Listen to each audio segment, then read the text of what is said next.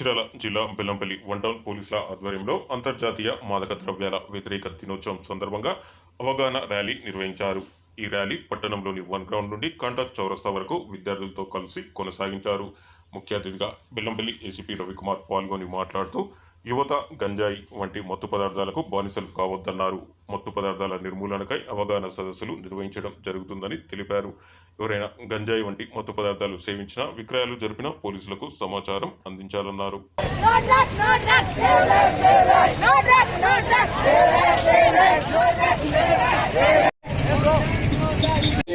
Town police and circle police వారు ఏర్పాటు చేసినటువంటి ఈ ర్యాలీకి తర్వాత ఈ సదస్సుకు వచ్చినటువంటి బెల్లంపల్లి పట్టణ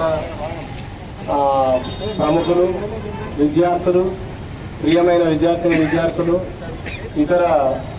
ఇతరులు, తర్వాత టీచర్స్, తర్వాత పోలీస్ అధికారులు, పాత్రికేయ మిత్రులు అందరికీ నమస్కారం. దుష్పరిణామాలు కలిగించేటువంటి మత్తు ఎట్లా అలవాటైందంటే, ఎక్కడో చదువుకున్న పిల్లలు హైదరాబాద్ పోతే అక్కడ ఫ్రెండ్స్ ద్వారా ఇది అలవాటవుతుంది. వాడు ఇక్కడికి వచ్చి 10 మందికి అలవాటు చేస్తాడు. పని చేసుకునే వాళ్ళు కూడా అట్లా అక్కడ ఏదో రకంగా దీని మత్తుకు అలవాటు పడి అది వ్యాప్తి అవుతుంది.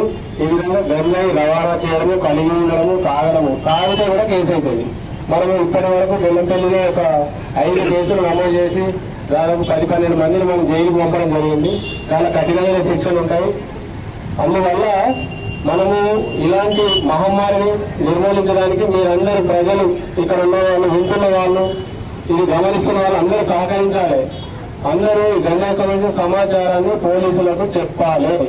ఇది మీ బాధ్యత, ఇది సమాజం బాధ్యత.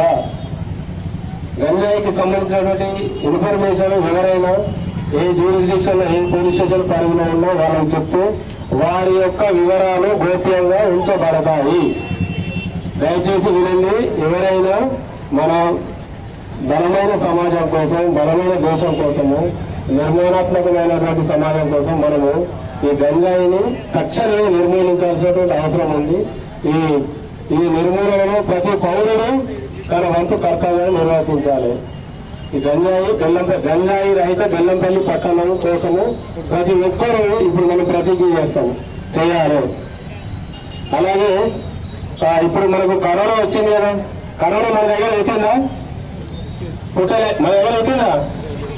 ఎక్కడో ఖండాంతరాల దుర్వినియోగంపై జరుగుతున్న పోరాటంలో